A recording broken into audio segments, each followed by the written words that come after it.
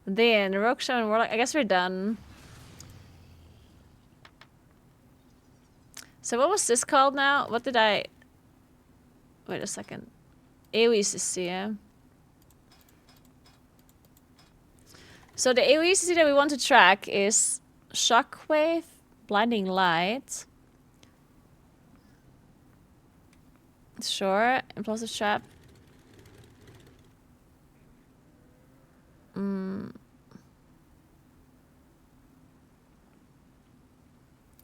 Maybe not that. Airborne Irritant? Blind... Not really. Psychic Stream, Blinding Sleet, Cap Totem, Thunder Shock. I guess. Blast Wave, Dragon's Breath. Shadow Fury, Lex Sweep. Ring of Peace, Incap Typhoon, Chaos Nova, Sigil of Chains, Mystery. This is a Terror of Skies. Of Heal. Okay. I guess this is fun, but I also want... Like, I would also want to see Vortex, no? I mean, it's my own Vortex, so I guess it's not that important, but... Yeah, let's leave it like this. Hey, Beccarella, what's up? Thank you so much for 15 months. What's up, what's up? How you doing? Okay, I think we're good. We just have this here. And then... So we have it horizontal. I think I just want... how do I want this to grow? I think I'll put this here, actually. And I want it to grow to the left and down. But how many rows are there? Column 15. More like 2. Maybe 3, I don't know. 3?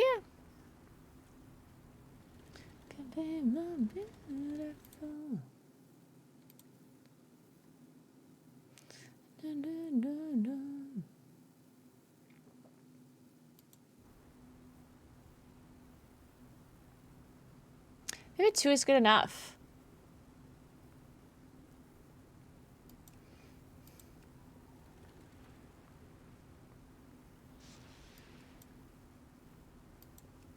I guess let's do a vertical row.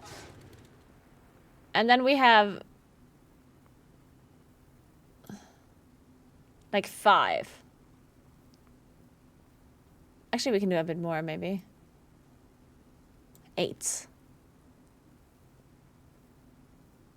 If it goes until down here, like, that's good enough, right? I think that's fine. I guess I could put ability bars, like, below this.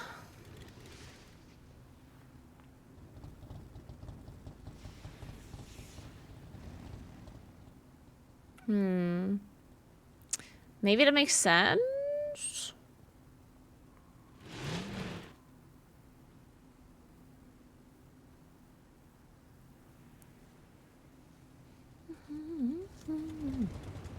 Why can't you do a test, like a proper test here with like fake stuff? That'd be nice.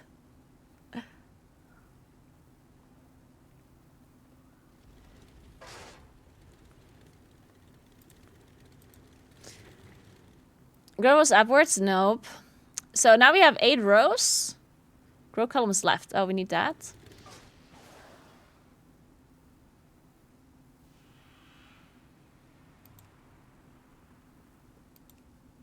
This should work now, I think. Like, I think I'm good. Are you going to heal dungeons now? No. I've played WoW since vanilla, actually. For way too long. Okay.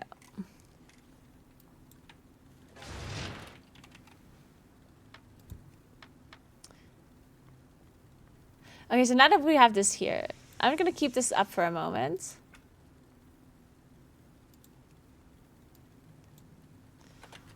I know it's gonna look shitty for a sec, but let's just figure this out. Okay, so now I'm gonna need the mirrors, Weaker-ass, to somehow fit around this.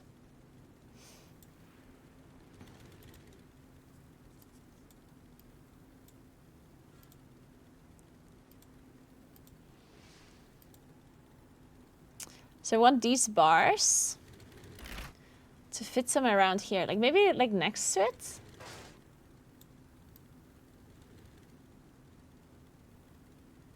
I think this works. Maybe there should be a little bit should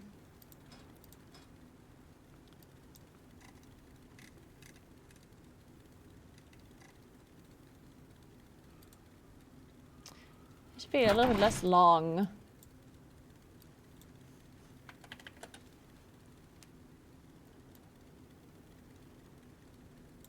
Maybe like the same size. I don't know what the other size is. Maybe I could check that. Wait, that would make more sense. Interrupts is how long? 205. Wait, that's a lie. It's a fucking lie, isn't it, huh? Maybe it's the icon that is, like, part of it or something. Shit.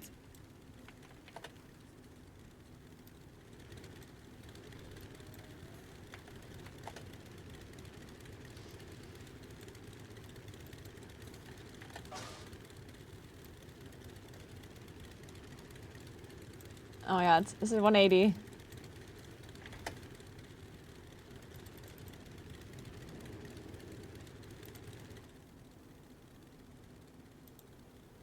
It's because the icon isn't zoomed. Okay, we need to zoom the icon.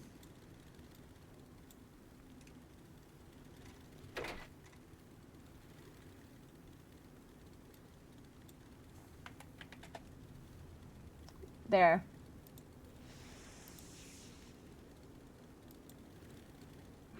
It's also less... Oh my god. This is a struggle. Bar... Width 205. The icon size is what determines the other thing. I think it actually is 179.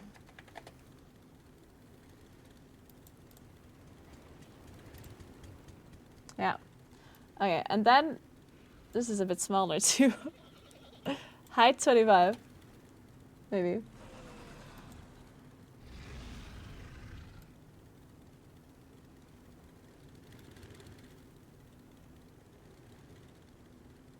I don't know, can't tell.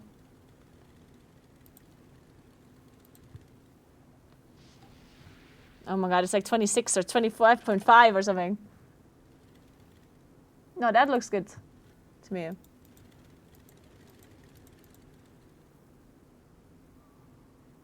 I think this looks good. Okay. Hey Soggy, what's up? Thank you so much for 3 months. Welcome back. Thank you, thank you, thank you. Okay, so now we have this growing down, of course. Perfect example.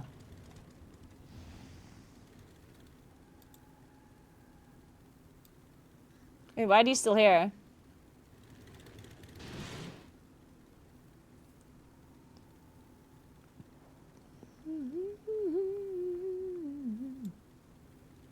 I thought they're all the same. Also, why is this moving? Why did this move in now?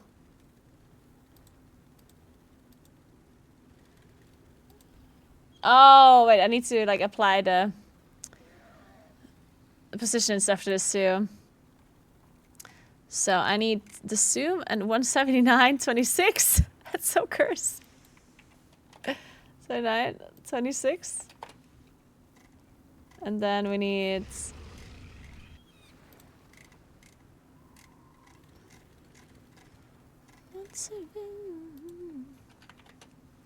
Alright. Are they not... Are they actually in different spots? Target spells, anchor, dynamic bars. I think I actually moved them in the same spot, didn't I? The last time. Were they actually overlapped? Did I have overlapping weak grass that like showed multiple different bars? I don't have Alfia, I know.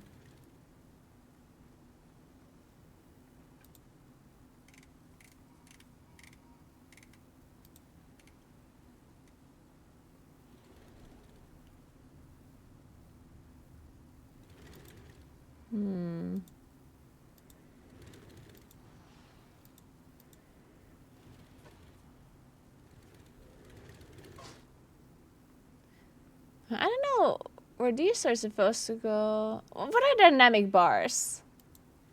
Like what ability is a dynamic bar? Apparently warp blood. Wait, why did this not apply? The display setting here. In fact, I guess I have to do this separately.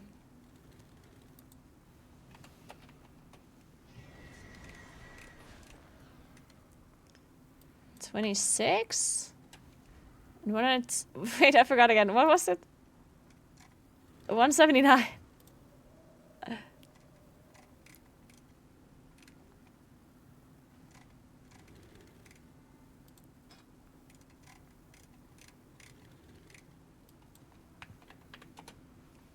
There we go. Okay. So these scroll upwards.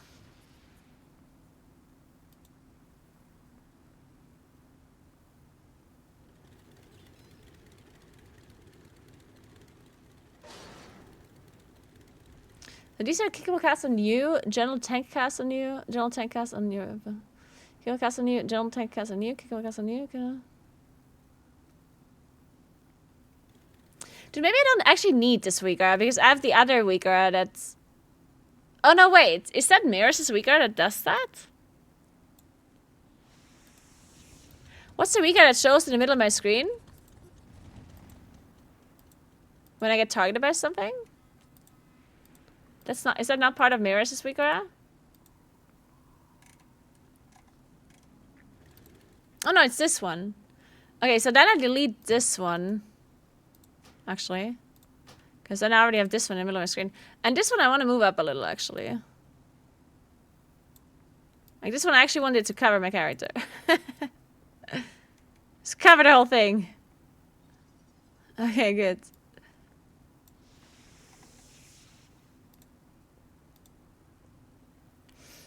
Okay, then...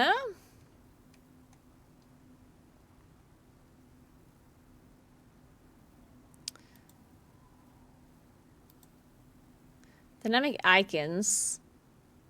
Where do we put those?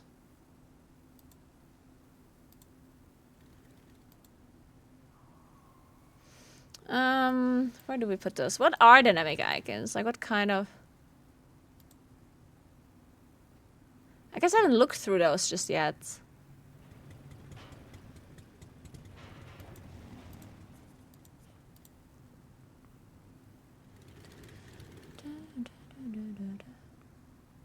Ah, okay, that's like the link and the stuff and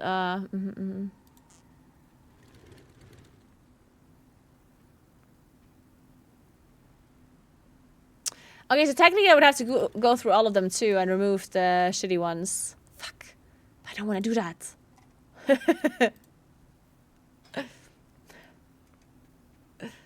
Man. This is such a chore. Okay, wait.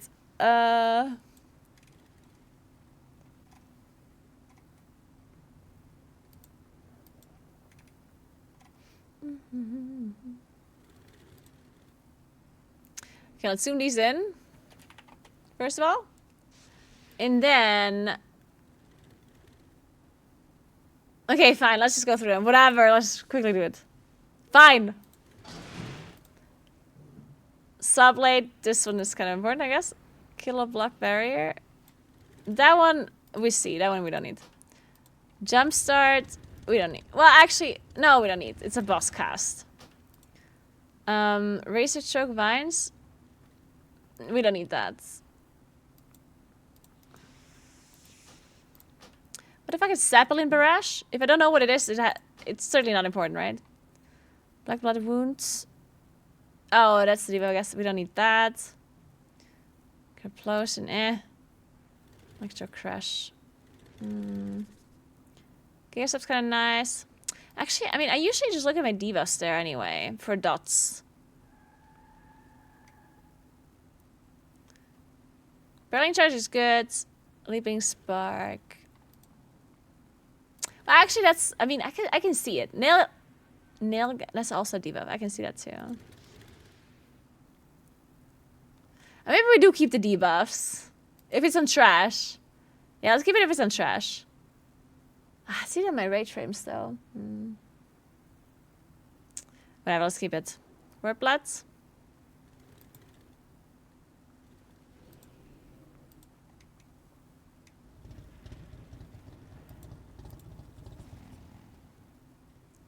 That one, I guess we keep. Harpoon. Nah. We want some harpoons. I know that I'm. Actually, I will keep it. Beam as well.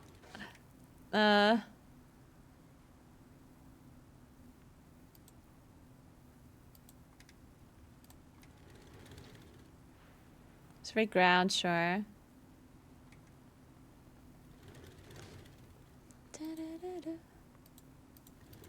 And honestly, like, I don't know. Like, I'm a little bit unsure about this.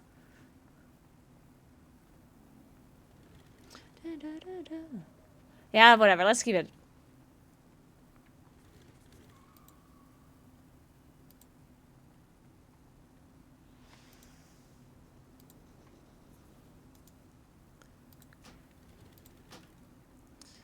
Okay.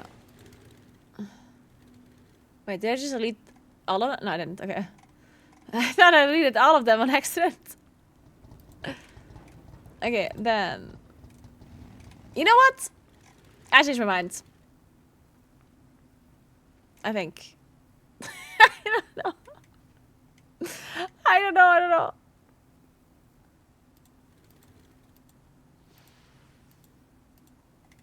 And I just don't know if this... Like, all of the dots I see anyway... And most of the other stuff is like boss stuff? Nah, fuck it. You know what? We delete this. Yeah, we don't want debuff icons. Fuck it.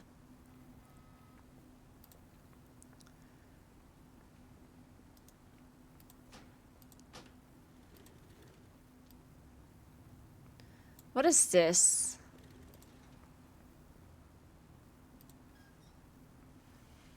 Oh, these are timers for the AoE, I guess.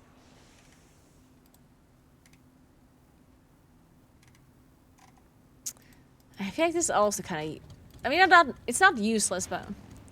I see this anyway. So affixes, this is whatever. I'm just move them somewhere where they wouldn't be annoying me in case I actually do a dungeon that has affixes.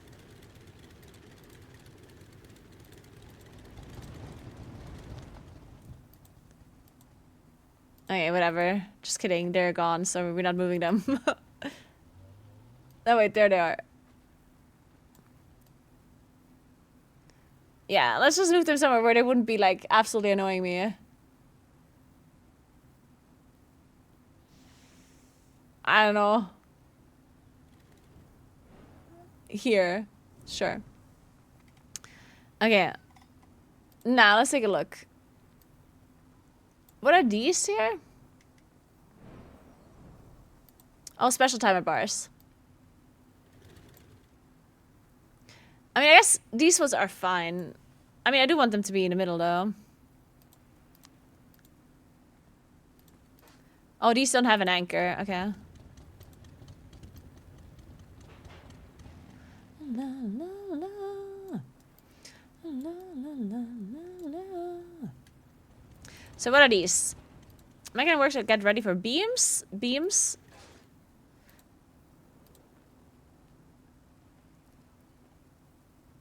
Sure. Oh, what was... Oh, this is the identifier ticks. I feel like the Noxus spores are kind of whatever. I don't really care about that. What's Storm's Vengeance? I have to do this too, but it's such a pain. Yeah, I can't believe I'm doing this right now, actually. Oh, and it's already 7:30. Fuck, I need to eat and go to the gym. Okay. So these ones, the recast timers. I actually would love if I have the recast timers just... Actually, I do kind of like them. I do like to see it. But sometimes there's so many. Like, let's only have the really important ones, I guess. Like, Phantom Knives, I don't really care. Uppercuts, charge shield, like all of... Yeah, let's only do like the super important ones. Phantom Knives, I don't think it's that important. Like, I see on its cost. Like, it's fine. Uppercut, maybe? Also not really. Okay, maybe a little. Let's keep uppercut. I guess it would be good to see what Bigwigs has. Tear gas, we don't care. Rapid destruction, sure. Charge shot, sure. Bloodhorn, yes. Soulstorm, Shredation, not really, I guess. Shredation is whatever. Soulstorm. Or Blood, sure. Bubble Blur, sure. Backwash.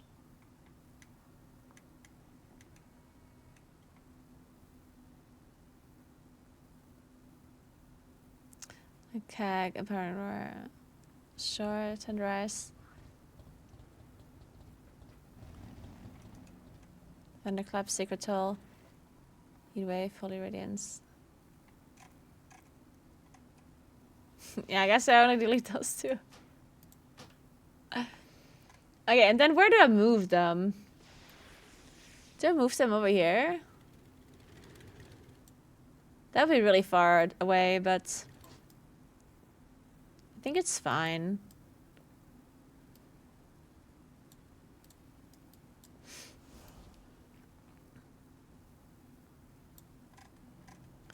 Okay, so now all of my weak are kind of here. Oh wait, I want these to grow down, actually.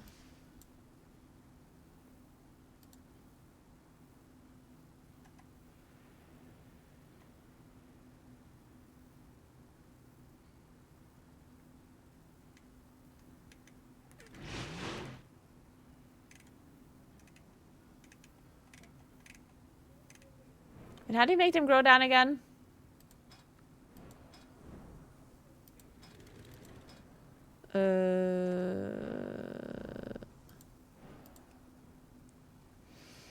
Oh, there. No. Gradient orientation.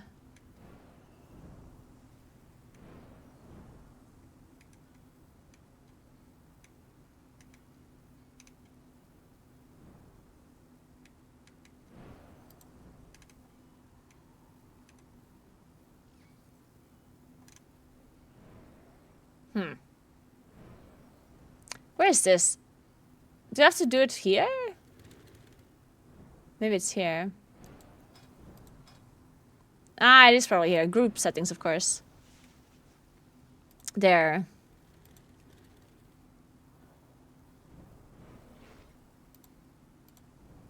Wait, why did that not work? Sword descending.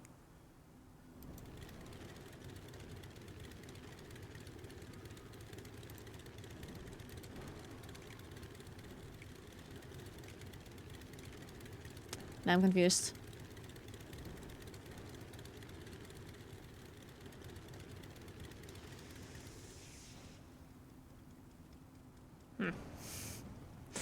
Okay, now I don't get it.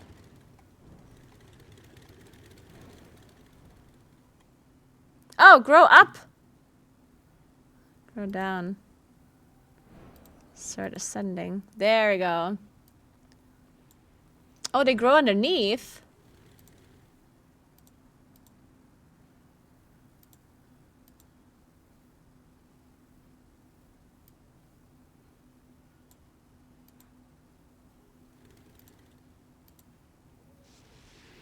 Wait, that's annoying. They grow underneath the anchor. Oh, man. I have to move the anchor up then.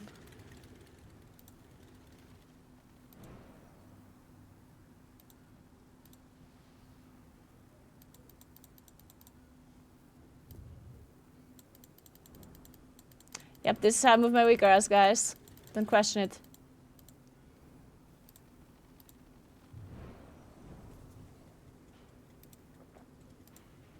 Okay, I think we're good. Perfect-ish. Alright, cool. So now we have this here. None of the other things are actually showing.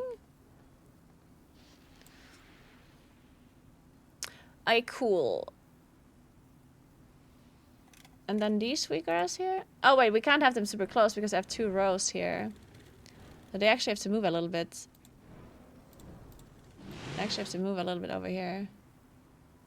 Because I could have 2 icons here. Fuck it, I guess. This is just how far it's gonna be. Because I can have 2 rows. How big is this? This is like 1... a little bit more than a half. Like 1... yeah, like this maybe. Okay. Whew. Okay, now where's Big Wigs?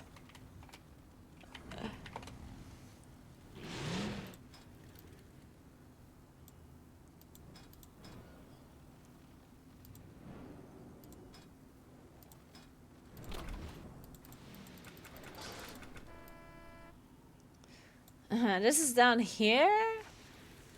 This is down here. Let me see. Okay, I need to open up my wheatgrass again. Show this too. Okay. And now I need to also shadow the unit frames. Don't worry, guys. This might look like a mess, but we're working on it. Okay. So now we have emphasized bar here.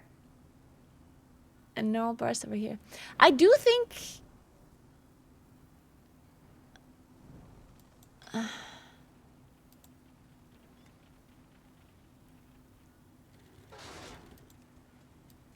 like this only has boss abilities, right? I do think I can overlap this with this because I only have boss abilities in big wigs. So I think I can actually move this over here. I mean, unless we do 2 at the same time, then maybe not. Fuck it, maybe I'll leave it here, actually.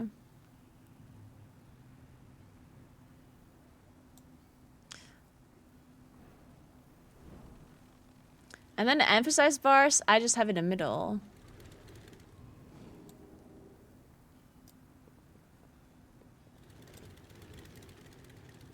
Yeah, I think I like it.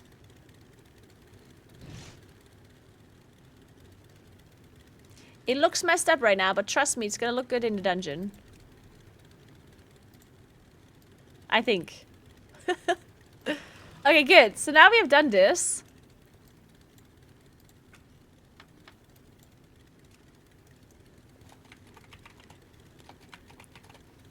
I'm gonna quickly restart, reload to make sure that I'm not like DCing and lose all of these settings. That'd be horrible. Okay. And now I have to quickly fix my plater. Super quick fix. It's so late already. Okay. Well, first of all, I want to fix these icons. Where are the settings for the dungeon icons?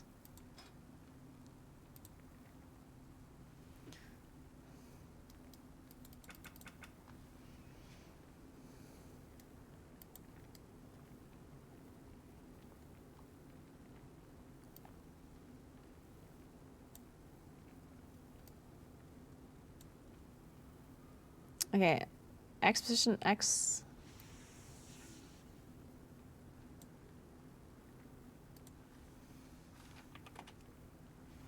Wrong direction?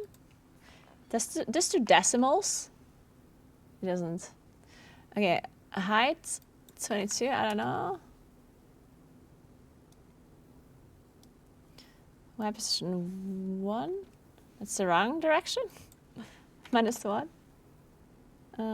Height 21 maybe? Okay, that looks good. That looks good.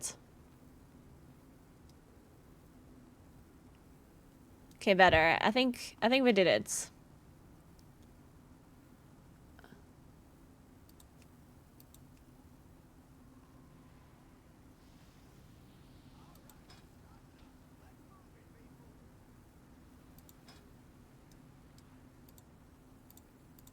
Okay, I think I like it. Let's keep it like this. Okay. And now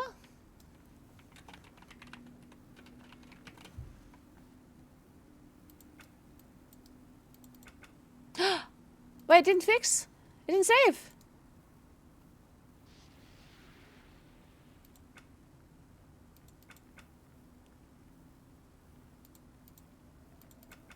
Oh no, it works. It did save.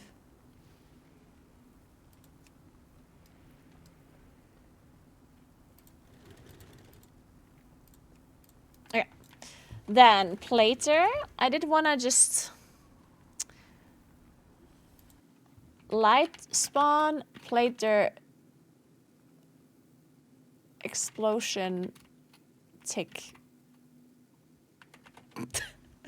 Is that a thing? Can I look for this? Bursty tracker, bursting light shard, bursting light stone.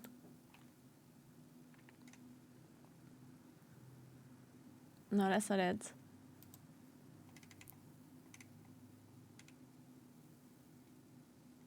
Shit. Does anyone know how to like create a like tick in a health bar at a certain percentage?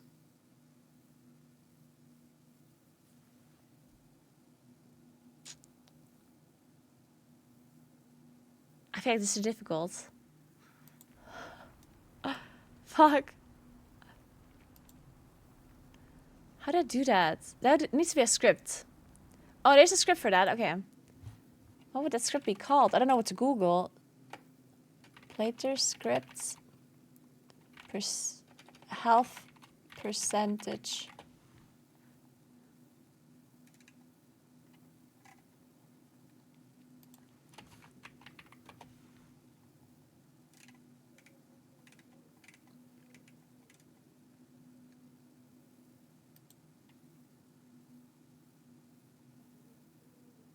I know Gendy's Plater has a script for that I use. Man,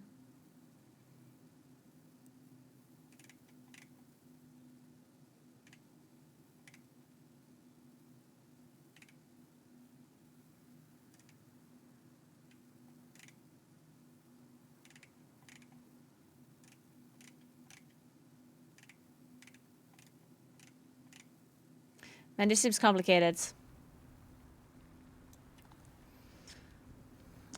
Check execute range. Yeah, but I don't want it on every mob.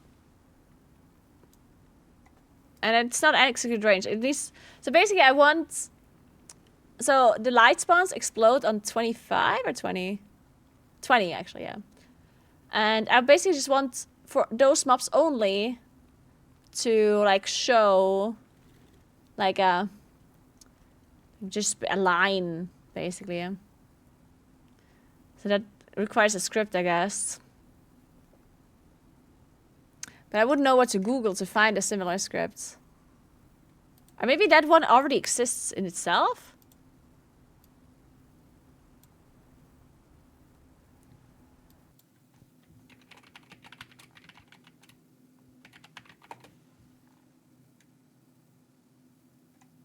I don't think so.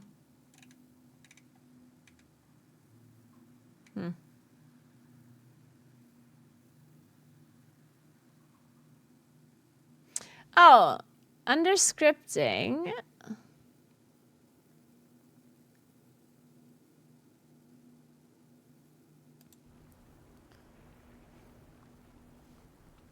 Add health markers.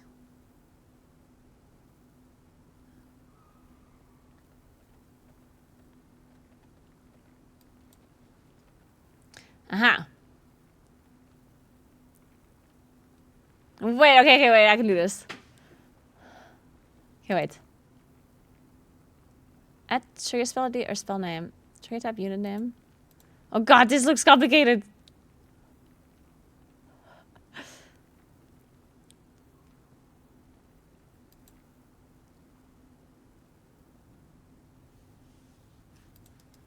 What? Come back. How do you add a mob? This is difficult. Oh my goodness. Add trigger spell ID or spell name.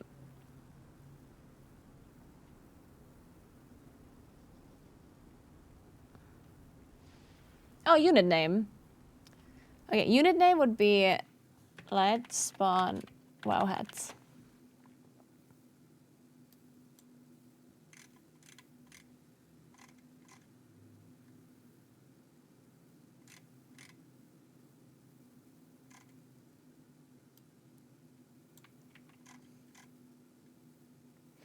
Okay, so we have this now. At light spawn. Okay, then. How the fuck do you set this up?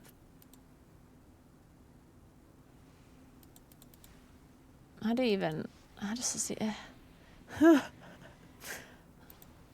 Wait. Options.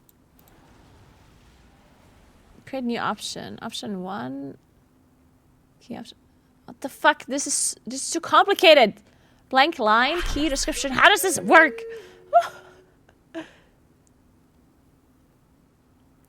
Add help markers? Yeah, but how? Oh, on what cast? Trigger overlaps 1. Option 1. The name of this option?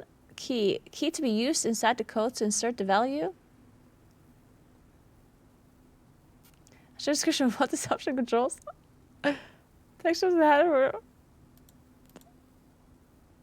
Yeah, this option. This is too difficult. Second big, thank you so much for 47 months. What's up? Vertical line alpha. Oh! Default value. Initial value shown for the player when showing the option. No.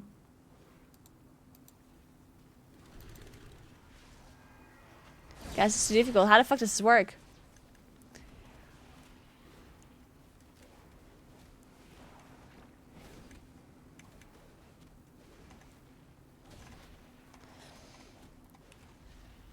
Did you click that docs button already? Wait, what does this do?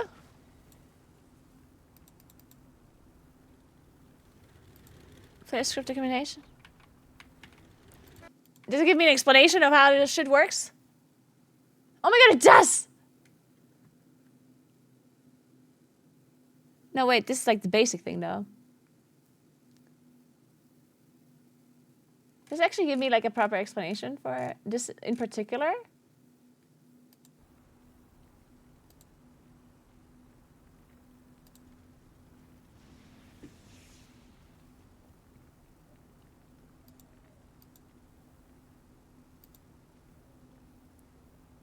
Oh my god, why is this so complicated?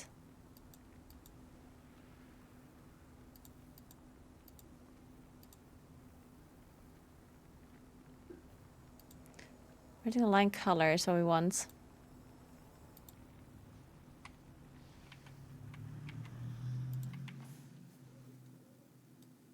I'm just getting sent to play the nameplate scripts, like scripts in general, you know?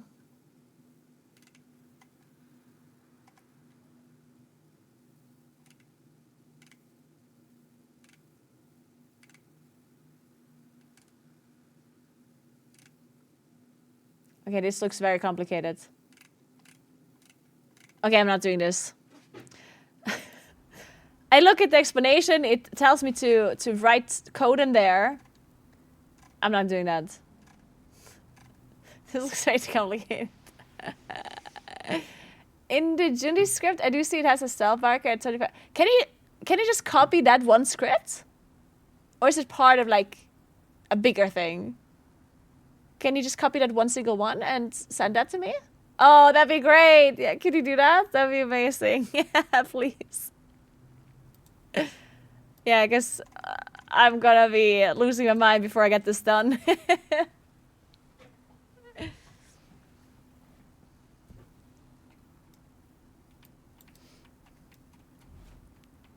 Yeah, but how is a question I ask myself multiple times a day?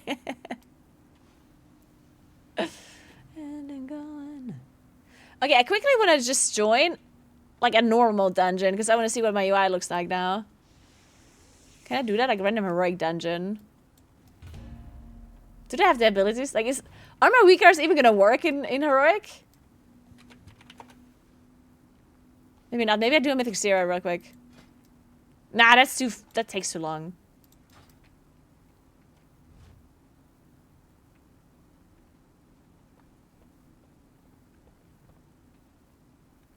Follower dungeon, you're right. I keep forgetting that that's a thing, actually. I keep forgetting that we have that.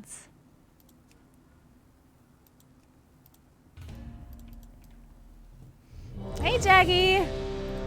Thank you so much for your streams, and thanks to you, I started playing WoW again. Really? After 2 years? And I'm enjoying it a lot? That is so cool to hear. Now I play your streams every time I play WoW. That is so cool. I'm so glad you enjoy my streams. Wait, I need to hide this. Thank you so much. And I'm glad you also enjoy playing WoW again. That's very cool. Wait. Oh.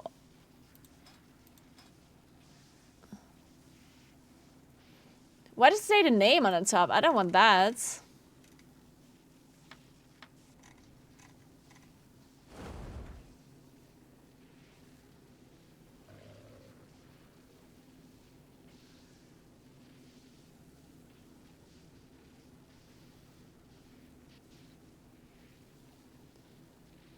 Oh, because it's not locked. There we go.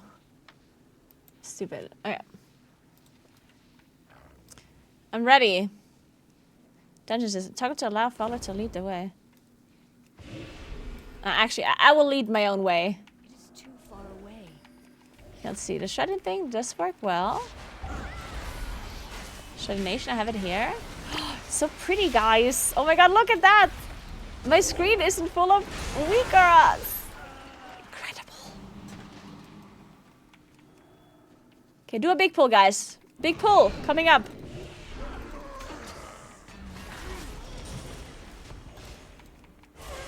Keep up, guys. Keep up.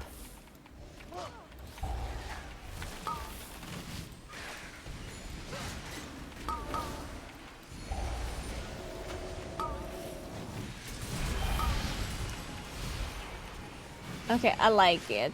So let's see. So now I see a lot more things for sure. Some of this is still small, like why some icons are small and some are bigger. I don't know which icons are small and which ones are bigger. That's so strange. So that's like the biggest issue I see so far.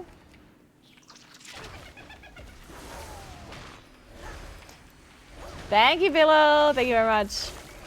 What is this here as well?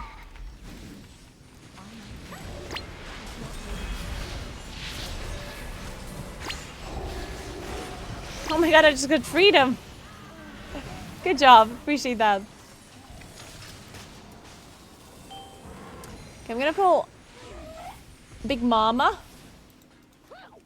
Guys, keep up. Look where I am.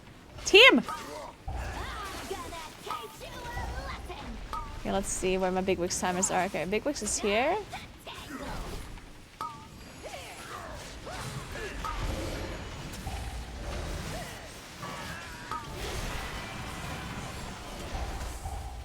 I'm still understand.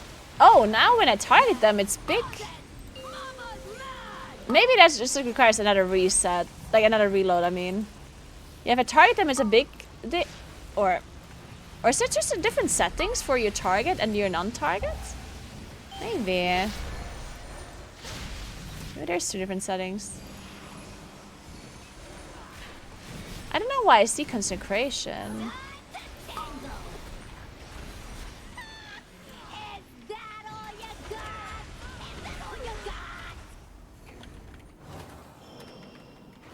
Let me see. Icon settings. Oh, icons have all that. This makes sense. There we go. Okay, now we fix that. And then we also have to remove this. No, that's also Big Wigs, I think. Well, actually, this is maybe even fine. Yeah, I think this position is fine. Like this like kind of buff that is on the top. I think this, I set this up at some point perfectly. This one seems fine. Okay, now it's kind of clean. What do you think? Kind of clean, no? I think I like it.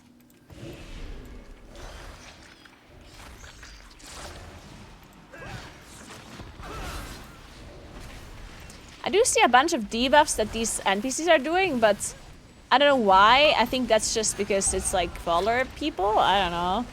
Like, I wouldn't see all of these debuffs usually.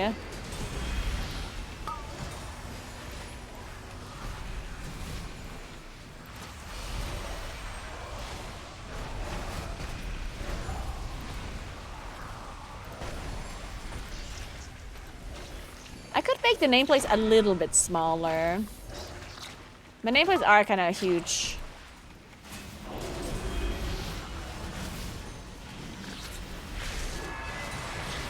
But I like big nameplates.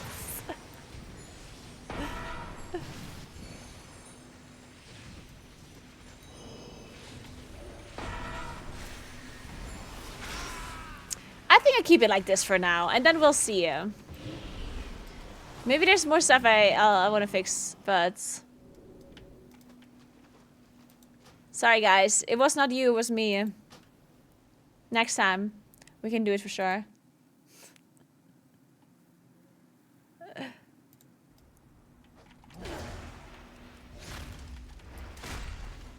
Yeah, I only want to see my Moonfire and Sunfire as well, actually.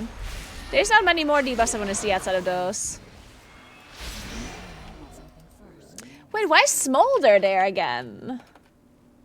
I swear I removed Smolder.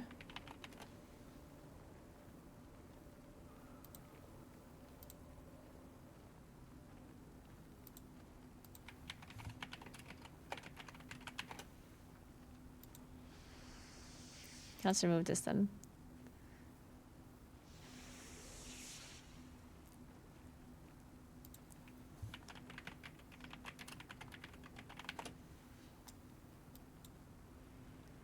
Okay.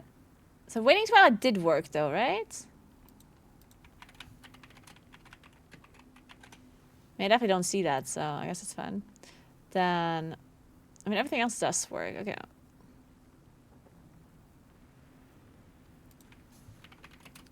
I think Mindsuit also worked. Oh no, not Blacklist actually. Debuff to checklist. Okay. Okay. Now we good. Alright. So guys, let me export this as well real quick so you guys can get it as well.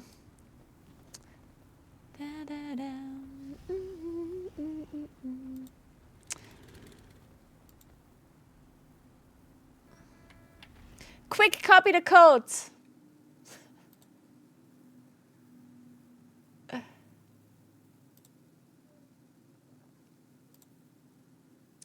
Let me post this here. To Kuros.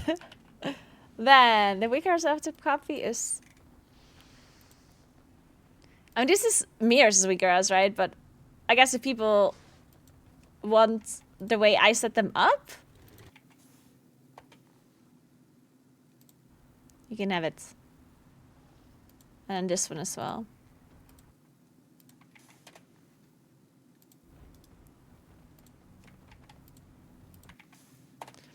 And then Omni City, I guess, as well.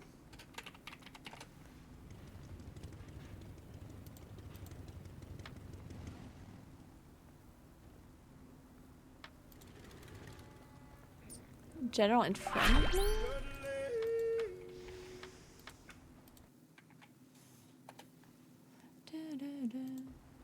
Spell editor too, I guess. Oh, okay. Then Bigwigs.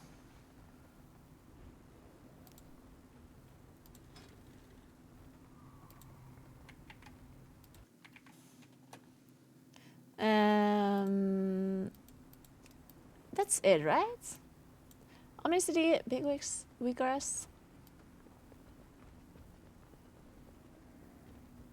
Plater. I didn't really do anything with Plater, did I? Oh, there's one script I have to add. Thank you, Willow. Import this.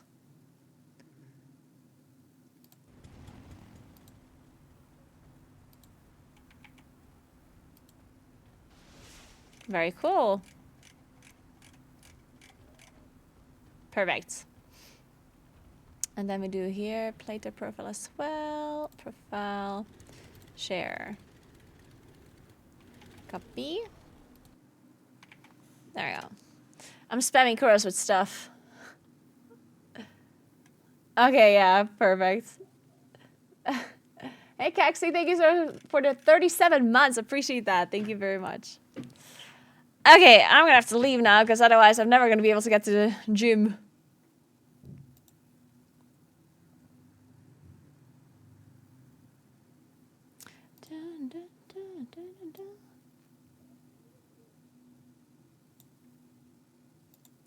So, hi guys. Thank you very much for hanging out with me today. I hope you enjoyed the bootcamp with Sjele and Roiben earlier. I did have a really good time.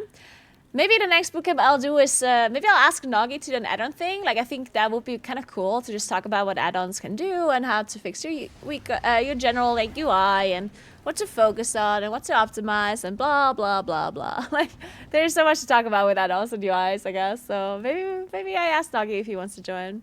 That'd be kind of cool. I don't think that will be this week, because this week, let me think about this real quick. So, tomorrow I'm just gonna play in Plus and just try to get some score before reset. So tomorrow's just gonna be a Plus playing day. Wednesday, real life stream if I get my phone back. Thursday, I guess I could do something. Thursday I could invite somebody, because Friday's gonna be another IRL stream. But the problem is I don't know if I can do an IRL stream on Wednesday or not, because if I cannot do it on Wednesday, then I want to do it on Thursday. So I guess that's the problem. If I invite somebody for a Thursday,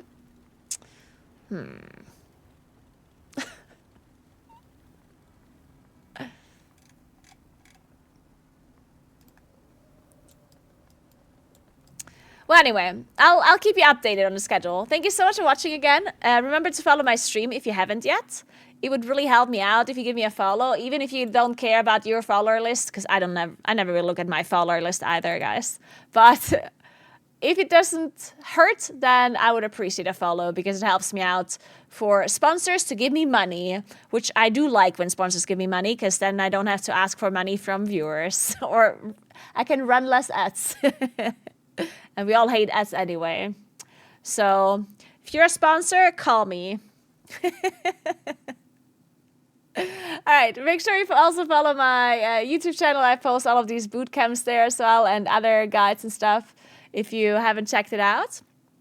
Also post some shorts there as well with tips and tricks. I'm going to be recording some soon as well if you're interested in all of this kind of info. I'm trying to help people out with all of the knowledge that I have the privilege of being able to ask high-end PvE players to join me and just explain stuff to me, which honestly, I am, like, that is like a blessing to have, right? Not everyone can just go, it's like, hey, Sjele, can you coach me in a Plus real quick, you know? So the fact that I have the privilege to do this makes me also want to share as much as possible with you guys, so you guys can also learn as much as I do. So yeah, and I'm posting as much as I can on YouTube in case people are missing the live streams, of course. That can always happen. And then we also condense them a little bit, so it's not like taking forever. But yeah, remember to also follow my Instagram if you want to know what I'm doing outside of streaming. I'm posting a lot of real life stuff there, adventure stuff, mountain stuff. I also do have a channel on my Instagram, like a kind of like a chat where you can, where I post a little bit more. It feels a little bit more private. I think there's like 400 people in there right now. It's kind of cute. And then I also have a Discord where you can get my plans for the stream. I'm posting it on my Discord whenever I feel like doing IRL streams, or whenever the boot camps are coming up, I'm announcing it there. And that's it. Now let me find somebody to host.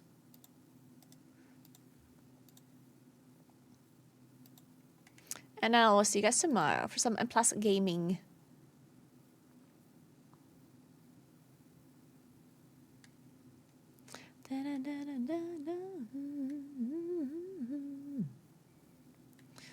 Let's see. What do we want to watch?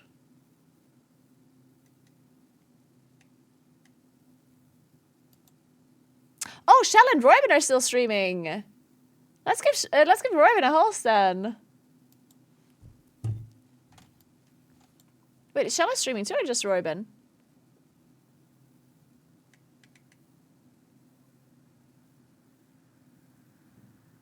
I think only Manu is streaming. She's doing, she's raiding. So, have fun watching Manu. She's incredible. She's so amazing at the game, and she's so, like, she's just such a, like, chill dude, you know? She's just so chill. So, she's just, like, a really cool person. I do love Manu a lot. So, I hope you enjoy hanging out with Roiben, and if you have any questions about healing and whatnot that maybe didn't get answered earlier, then make sure you ask her. I'm sure she's willing to answer. And give her a follow as well. And that's it.